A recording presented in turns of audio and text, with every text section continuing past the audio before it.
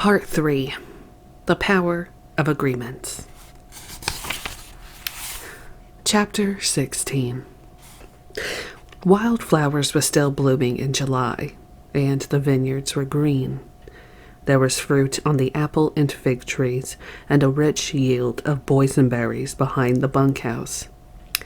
It felt good standing in the sunlight with Beau, beside Crockett and Brooks. The mountains were a blue-purple against the sky. Everything seemed alive and measureless. A breeze funneled down the canyon, blowing over the garden. Even the heat felt clean. I could smell coffee brewing in the kitchen. We'd been there just moments when Juanita burst out the door to give Beau a big hug. Then me. God, Paul, don't you guys ever bathe anymore? Crockett grinned. Yeah, they're a little ripe smelling. Beau and I exchanged glances. Neither one of us had bathed for days. She wore what she'd worn a month ago, tattered, tight-fitting Levi's, and a filthy green blouse which clung to her small, upturned breasts. I was in buckskins.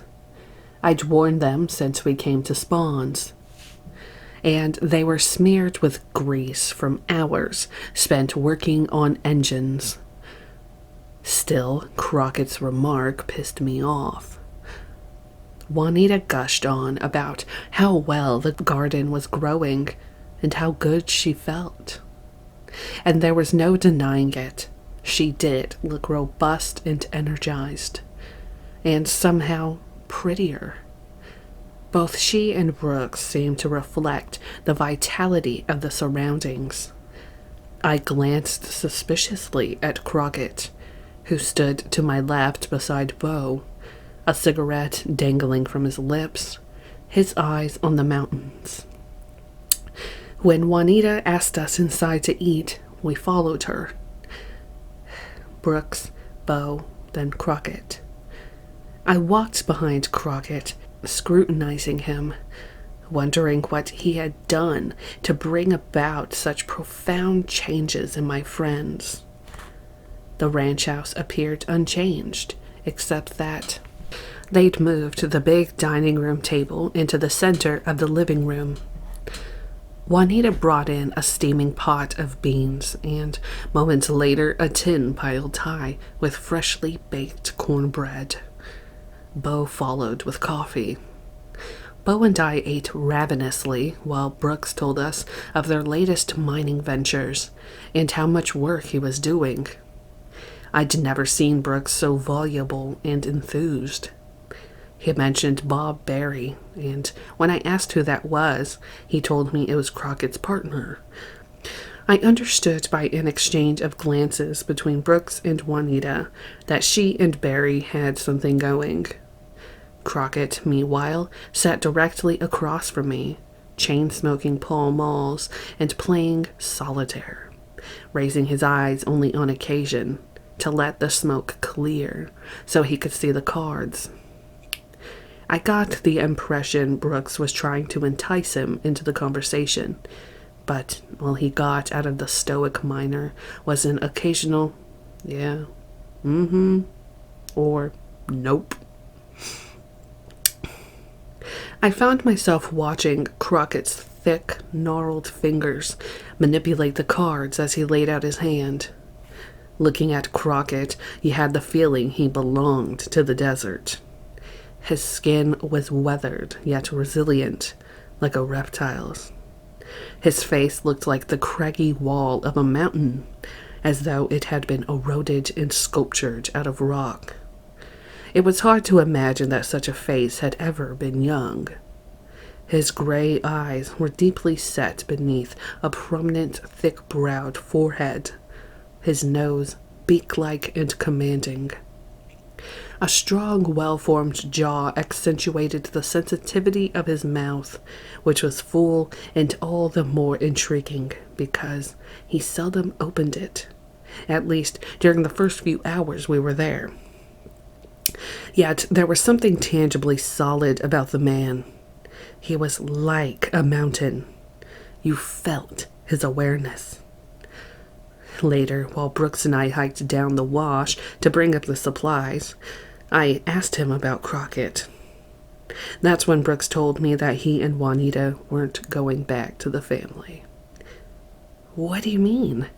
Helter Skelter is coming down. You can't bail out. As I spoke the words, I felt detached from them. Me and Crockett got a scene going here. I mean it. Paul, this dude is far out. He's taught me a lot. I feel good. I want to stay feeling good. But what about Charlie? What about the family? What about them? What are you going to do when Charlie comes up and finds out what's going on? He can't. He can't? Crockett put up a psychic barrier to keep him out. No one can come up here unless they have true love in their hearts. I flashed on all our failed attempts to send supplies to Barker's. I pictured Charlie pacing back and forth in front of the saloon, cursing. I thought of Crockett playing solitaire. I said, "Come off it, Brooks." At the base of the wash, we unloaded the pickup. Brooks helped me strap a pack of canned goods to my back. Then he handed me several canteens. He hoisted his pack to his back and adjusted it. We began the climb back up the wash. Months before, Brooks could barely climb the wash without a pack. Now he was moving like a mountain goat. I told him to slow down. "What about Helter Skelter?" I asked. "Let Charlie worry about it. I'm not." "The shit is coming down, man. It's heavy." "Not up here, it ain't." "Hey, you're letting this old mumble-fuck miner turn your head around." "Yeah, guess I am." Though I wasn't cognizant of it at the time, Crockett was well prepared for my arrival. He'd heard much about me from Brooks and Juanita. They had told him that I was close to Charlie, one of the few people who could get things done, who didn't seem to be totally under Charlie's domination.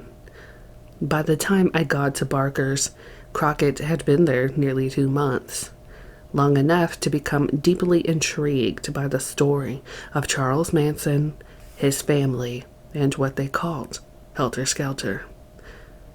He'd taken a liking to Brooks and wanted to help him break away from an influence which had obviously been destructive. When he met me and found that I, too, was riddled with Charlie's programs and viewpoints, he let it be known that he could teach me things. But he never came out and said it. He never preached. That was Crockett's beauty as a teacher. He seldom told you anything. He merely suggested ways you might discover yourself. But it didn't happen right away. I was suspicious of Paul Crockett. What could he teach me? He was old, 46. Had short hair, never smoked dope or took drugs, and he spoke like a hick. The epitome of everything I had been programmed to despise. He was a redneck and a pig. At that point, I figured if any teaching were to be done, it would be me educating him, cluing him on Helter Skelter. Brooks, I figured, was easy prey. So spaced out that anybody could teach him anything. Brooks and I had always been on opposite ends of the spectrum in the family. Brooks at the bottom, shoveling shit. Me at the top, alongside Charlie, getting my fill of all the goodies and privileges. And coming to know the two of us, Crockett was given a gander at the whole spectrum of Charlie's program. Not only that, in Bo and Juanita, he had discovered how the same programs worked on the girls. Everything that came from their mouths was in some way a part of Charlie's rap. But I figured, as we climbed the hill, that Crockett, too, would fall into the hole once I set him straight. Paul Crockett was born on February 24th, 1924, at 9:30 p.m. in a little town called Ada in the state of Oklahoma. He was less than a year old when his parents moved to Texas, where he grew up with no recollection whatever of ever having been in Oklahoma. Though his mother was a school teacher and his father a Methodist minister, Crockett never took to institutions, religious or secular, preferring instead, as he used to put it, to figure things out myself. He left home at the age of 18 and joined the Air Force to become a navigator and an officer.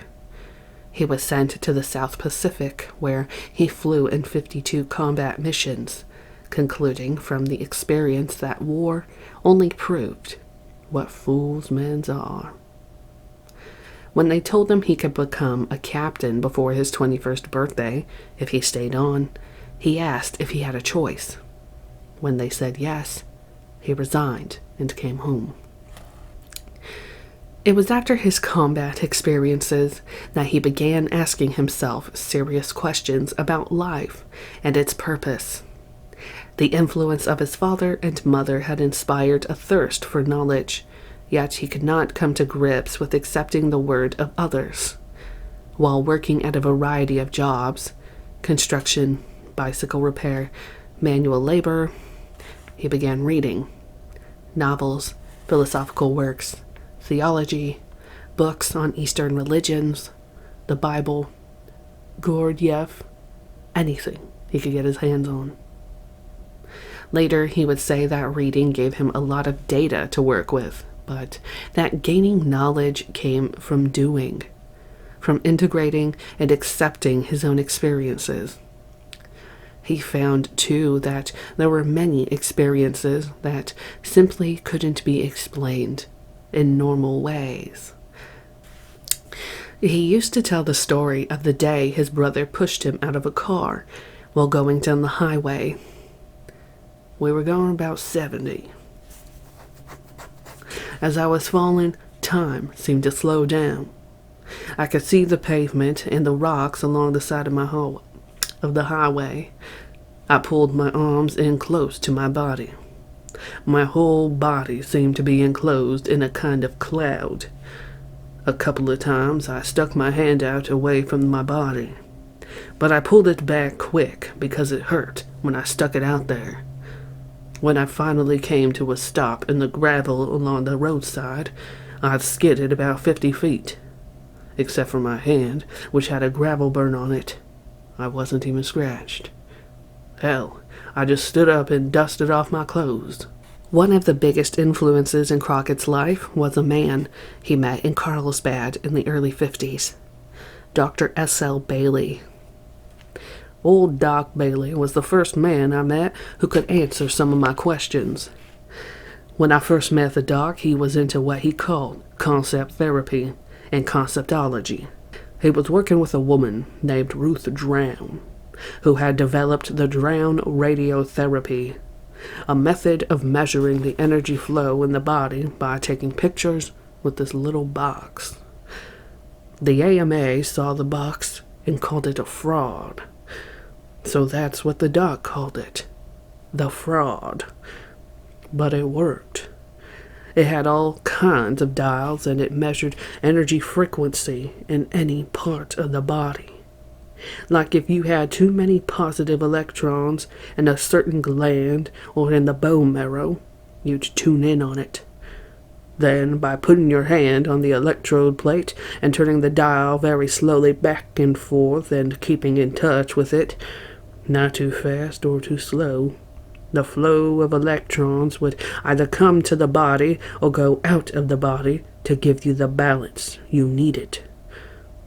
At the time I met the doc, I had a problem which stemmed from one leg being shorter than the other. Or at least that's what I'd been led to believe. Over the years it had gotten worse, till it hurt so bad at night that I couldn't sleep. And when I did sleep, I was so stiff in the morning I couldn't move. It got so I stayed awake all the time. I went all over creation trying to get help. To orthopedic surgeons, neurosurgeons, and even out to the Bradshaw Clinic. They took x-rays and said my body was calcifying, that the pictures showed I was turning into bone. Not long after that, I met the doc and ended up getting treated by him and his machine for the next 9 years, till my body and my mind were pretty well cleaned up. I saw the doc help a lot of people. A lot of people in all kinds of pain would come and restore the balance and take the pain away. He had a hell of a following. You could hardly get into his office, but there was such a crowd there. It seemed impossible, but to me it was a reality. I saw it work. But it wasn't the machine. It was the doc's way with people. He got them to agree to really want help and to set about it systematically. He was positive and he was truthful, and from him I learned to trust and know something of what I was. Then, one day, the old doc shook hands with me and said, "Well, I think I got you in good shape." I wondered what he was shaking hands for. Then about 2 hours later, some friends come and told me he just dropped dead. And I thought, well, hell, first time he shakes hands with me in 9 years, then he goes and dies. I didn't know what to make of that. After the death of Dr. Bailey, Crockett studied other disciplines, including Scientology, Theosophy, and the doctrine of Rosicrucians, utilizing precepts that he could use in his own life.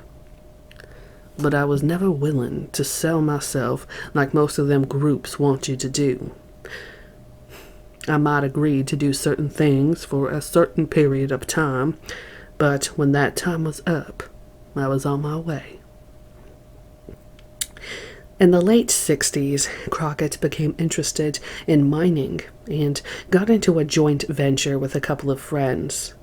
They traveled through the Southwest looking for gold, silver, copper, tungsten, titanium, and anything else that had a market value.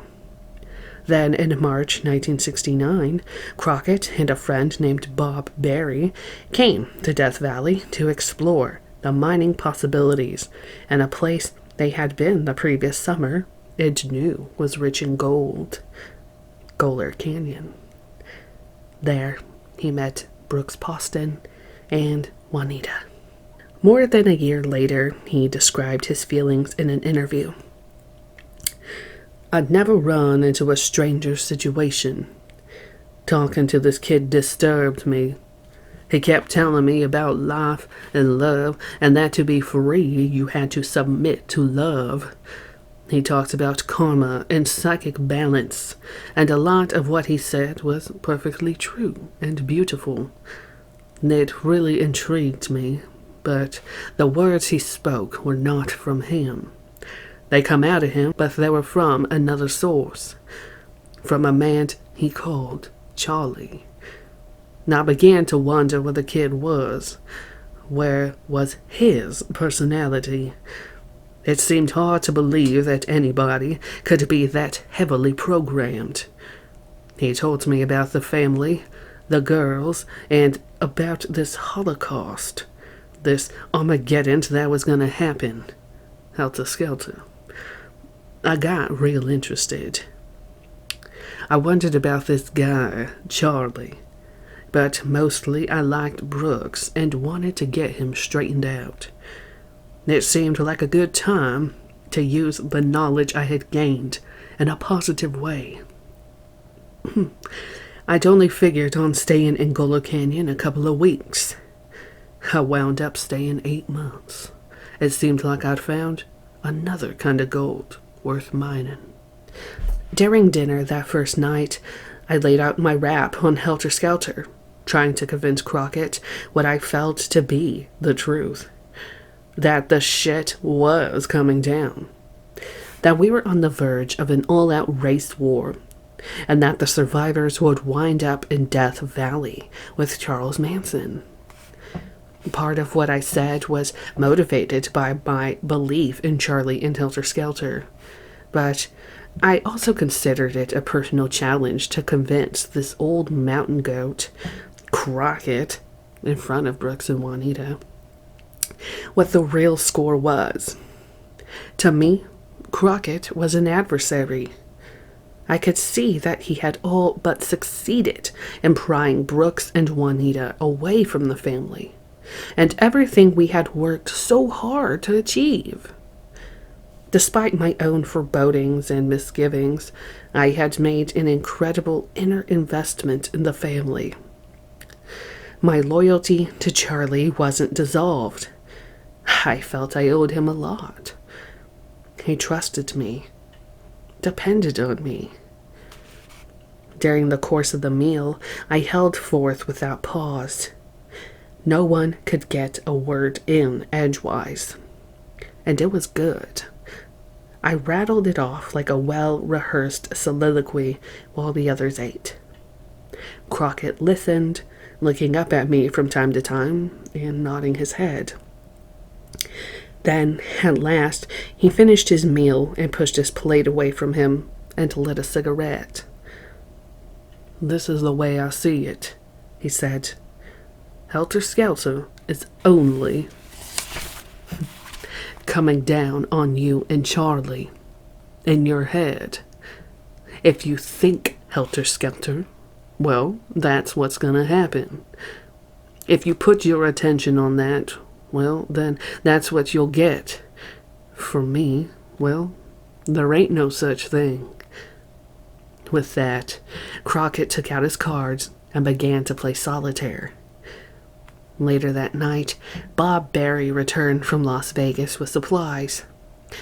Juanita greeted him warmly at the door, and after he had been introduced to Bo and me, she brought him a cup of coffee. He was about 30, 5'6", stocky and muscular. He had short dark hair and rather coarse features. He looked more like a cowboy than a miner, and, like Crockett, was not one to talk much.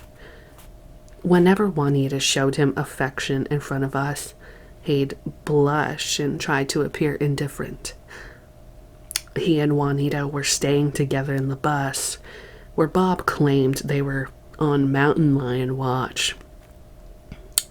Brooks later explained that they spotted a few cougars around the ranch, and that Bob used this as a pretext to go up there and sleep with Juanita.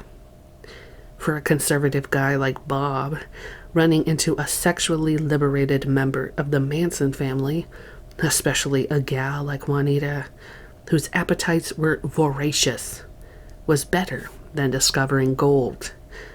He hadn't finished his second cup of coffee when he said it was time for him and Juanita to go back on watch. The next day, I hiked with Brooks and Crockett into the high country above the ranch to dig some rock out of a gold mine they were working, called the Gold Dollar. I was still battling with Crockett in my mind and refused to work with them. While they dug, I sat on a promontory overlooking the Panamint Valley. But I could hear Crockett instructing Brooks on the techniques of digging rock. "No, not like that.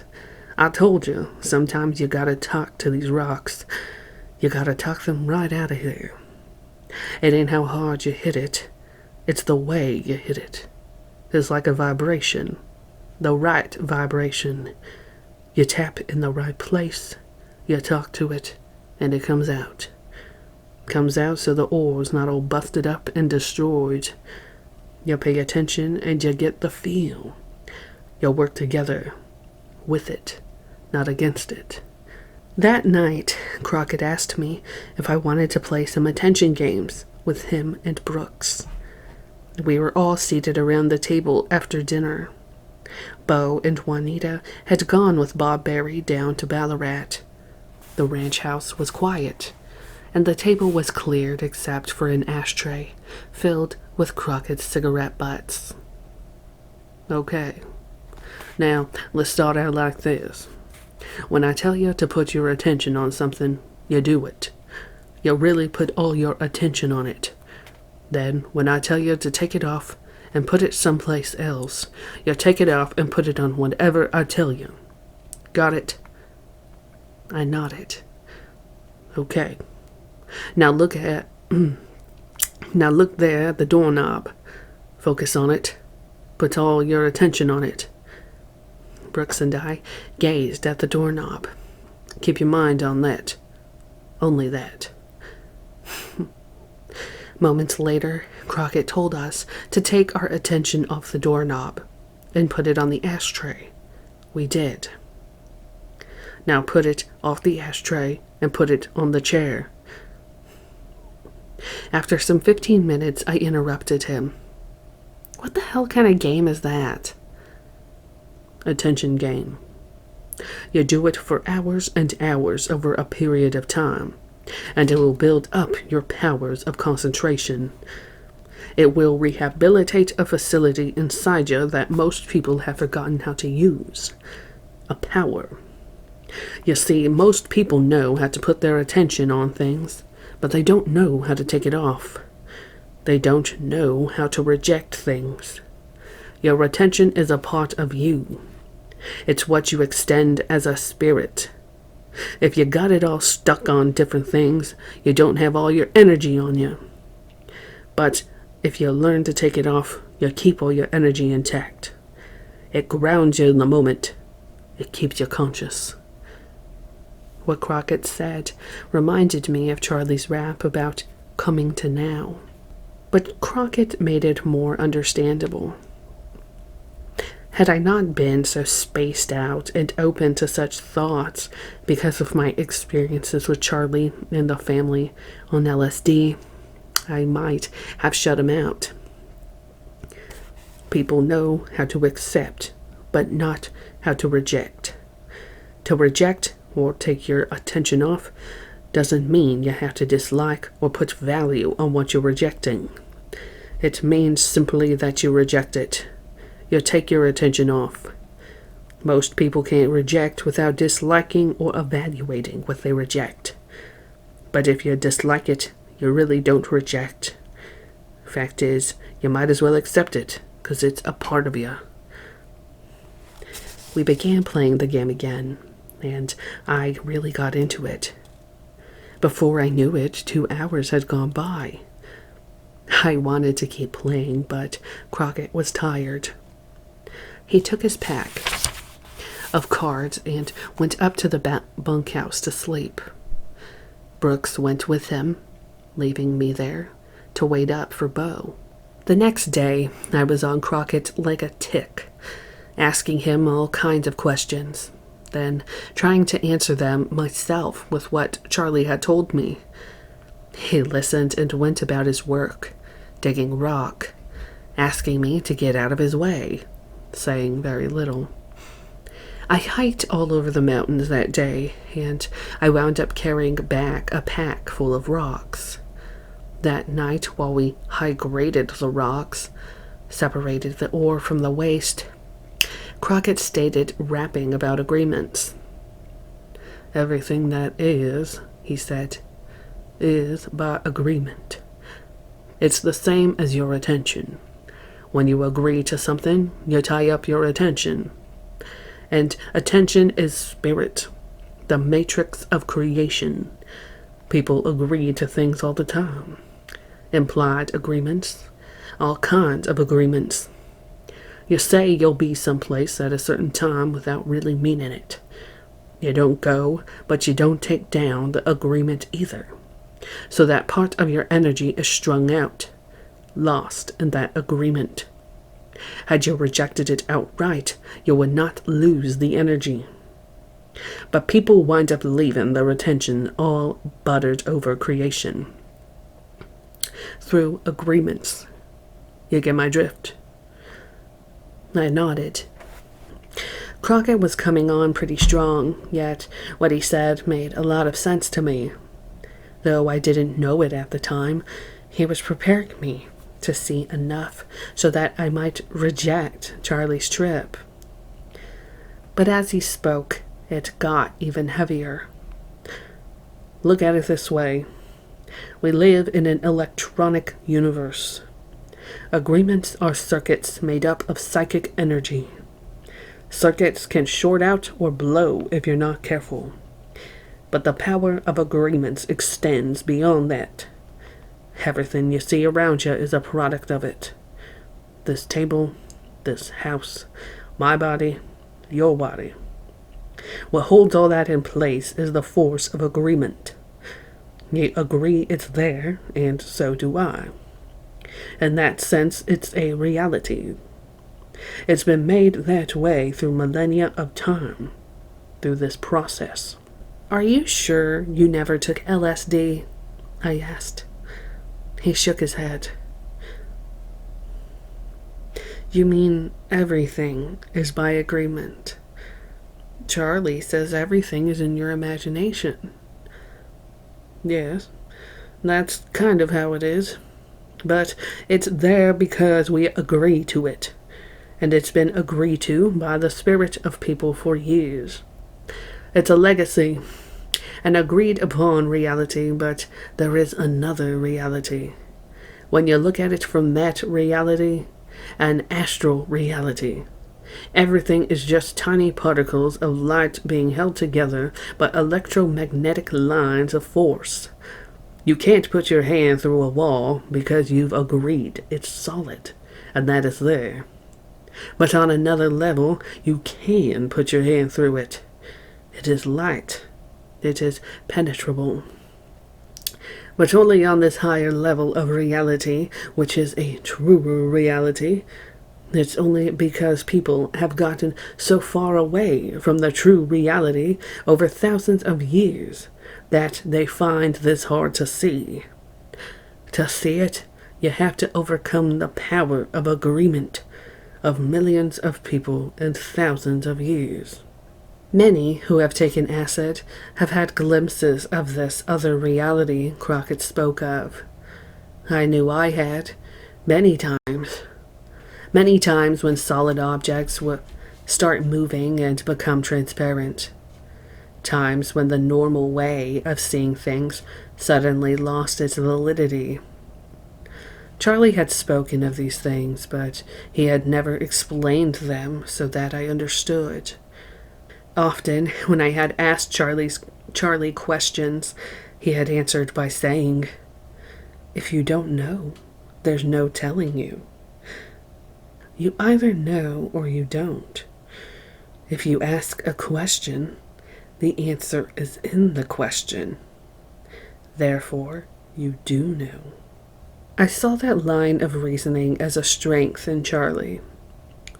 Later, in retrospect, I viewed it as his way of copping out. For 3 days, I wandered around the mountains with Crockett and Brooks. Listening to Crockett had put me in a state of confusion. I knew I had to go back to the family. I had my obligations to Charlie.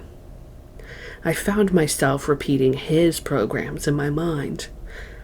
Brooks asked me to stay with him in Crockett. He said Crockett would help us get our own musical scene together. He claimed Crockett, who never played music in his life, had taught him more about music than anyone else. Paradoxically, what drew me to Crockett was his indifference. He wasn't really trying to influence me or to convince me. He didn't tell me anything unless I asked him. What he did advise was not to believe anyone. Find out and know for yourself. If I wanted to play the attention games, I was welcome. If not, that was fine. Brooks, however, did urge me to stay. He wanted the company. His memory of Charlie and the family was not that short.